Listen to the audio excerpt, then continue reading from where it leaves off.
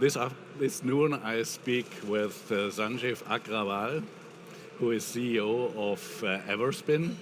Everspin is a pioneer in MRAMs, magneto-resistive random access memories, and you are since the founding of the company with Everspin. That is correct. And now the CEO for 2 years.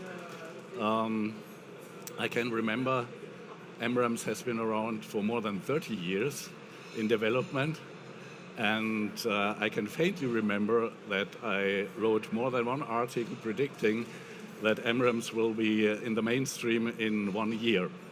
Now after, I think about 15 years after the founding of Everspin, what do you think about how have the MRAMs established itself on the market? Are they got more acceptance than it used to be? And what would you predict for the next year? First of all, thank you, Arnold. It's a pleasure to be here with you. Yes, I think MRAM has finally established itself. As you said, Everspin was formed in 2008, so we've been shipping for almost 16, 17 years. The technology has really matured over these years, and you can see that it's being deployed by several customers worldwide. For example, Everspin has 2,000 plus customers worldwide in various segments, from industrial automation to gaming.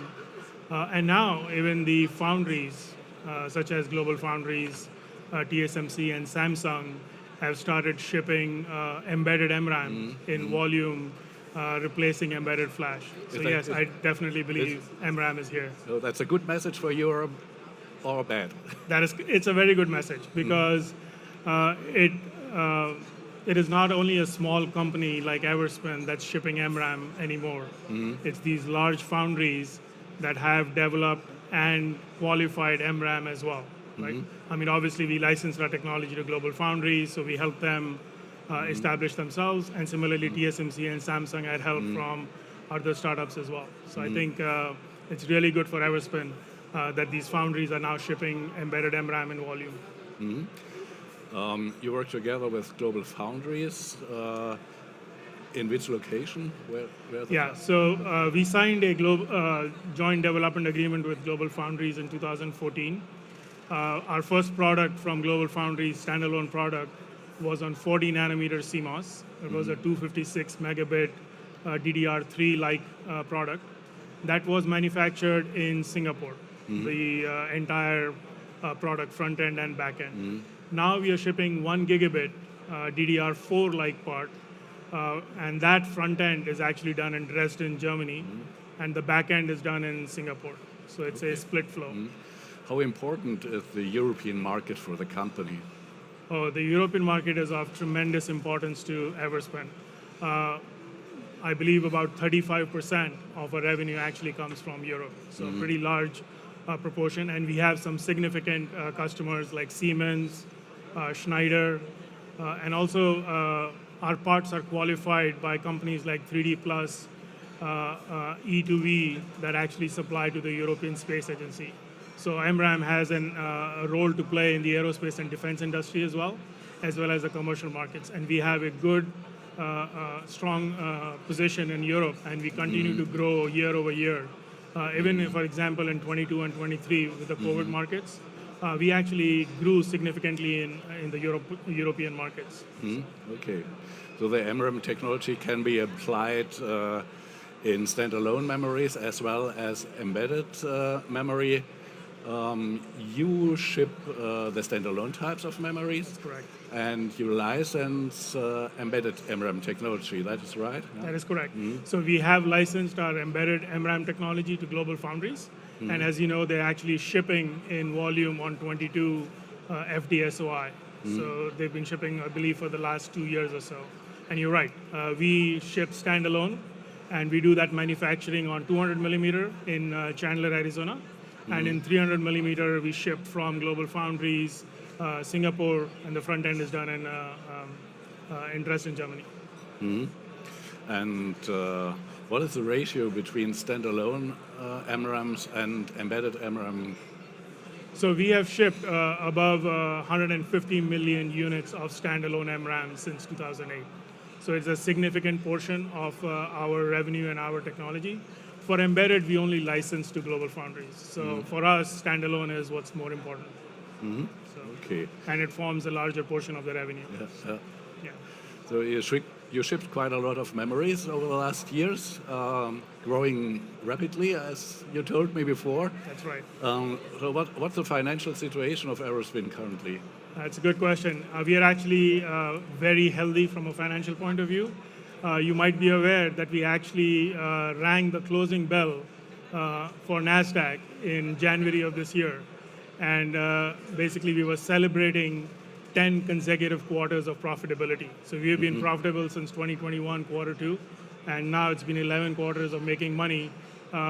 We were at around $14 million in the bank in 2020 or the end of 2020, and now we've reported about $37 million cash in the bank. So we've definitely improved our financial situation. We are debt-free, and we are profitable quarter over quarter.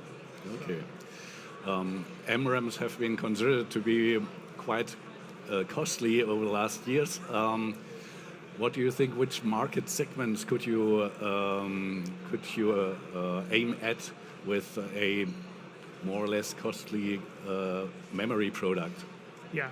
So we sell MRAM based on the value that the technology brings to the customer. It's not so much cost-driven; it's more value-driven. So if somebody cares about data logging, for example, in the black boxes or flight controller system in the aeroplanes, if somebody cares about PLC controllers for automation, or for RAID journal memory for protecting the data, I think that's where we have made large inroads, and we have a good customer base, like I said, 2,000 plus. So I think our sales are based on value rather than cost. And where customers care about data logging, reliability, for example, we have unlimited read-write cycles at extreme temperatures. We are actually radiation tolerant, or actually even radiation immune. So those are the applications where Everspin is able to make sales for our MRAM. Okay, if you look in the future, could you address broader markets in the future? How could you make it more cost effective? Yeah, that's right. So the rule of thumb for semiconductors is as the volume goes up, the cost comes down, right? And the next market that we're looking at is a high density on the order of 1 gigabit, which is in design right now. That is actually, we're calling enhanced NOR. So it actually performs better than a standard NOR. It's actually much faster reads. You don't have to do an erase, so it's actually lower power. And I think this part will will replace the NOR flash that's out there and will bring more value. And based on the volumes, it's actually going to lower the cost of STT-MRAM, and that will enable us to capture bigger markets. Okay, you have quite a variety of products currently, and there are different technologies around. One of them is called the toggle technology. The other is the spin torque transfer technology.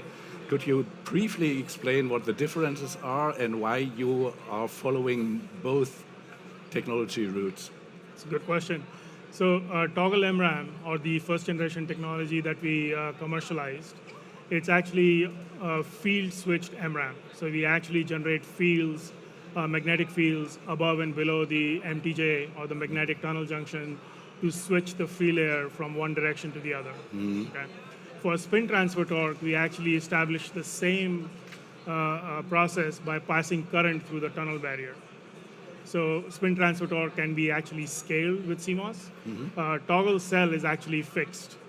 So that's the reason why, for example, the part that we brought to market over the last couple of years, the spin transfer torque, 64 megabit and 16 megabit persistent memory, was because it can actually scale. So that's on 28 nanometer CMOS, and the toggle was on 180 and 130 nanometer CMOS. So you can actually scale down to, so for the same cell size, for toggle where you can make 16 megabit, for STT you can make 64 megabit. So a 4x reduction in cell size can be established by going to STT-MRAM. And that's the reason why the future generation and the scaling is looking at STT-MRAM versus toggle MRAM.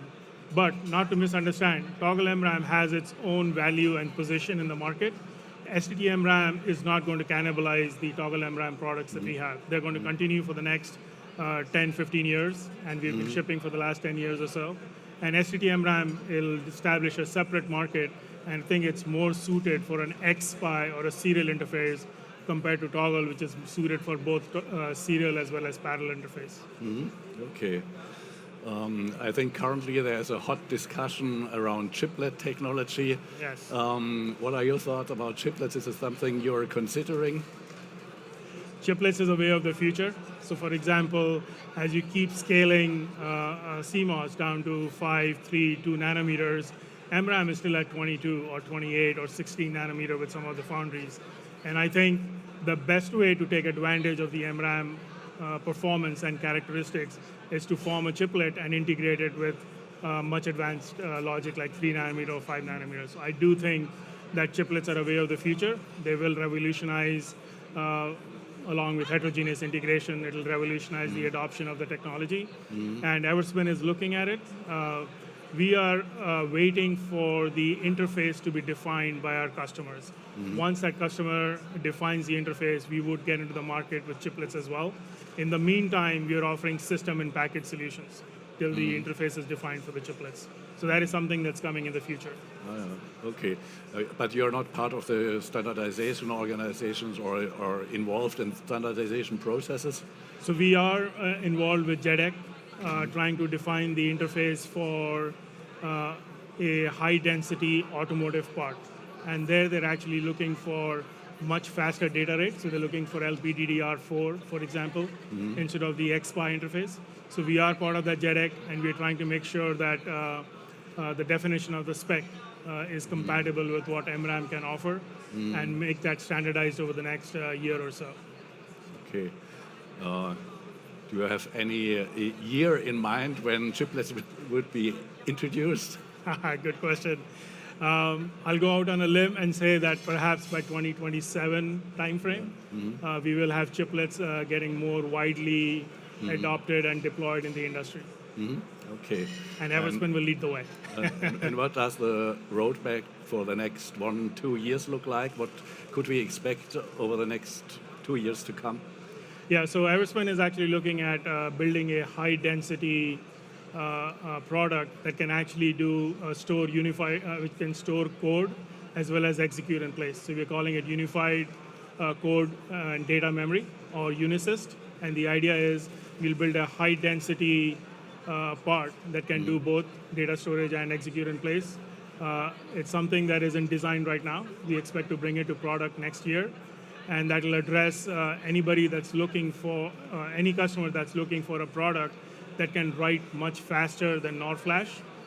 We can do over-the-air updates and much lower power compared to NOR flash. So it's an enhanced NOR product at high density that is not available today. And it'll have XSPI type interface with 400 megabytes per second speeds. So that is something that is in development, and we plan to bring it into production in 2 years. And then we'll also offer it as a system and package solution.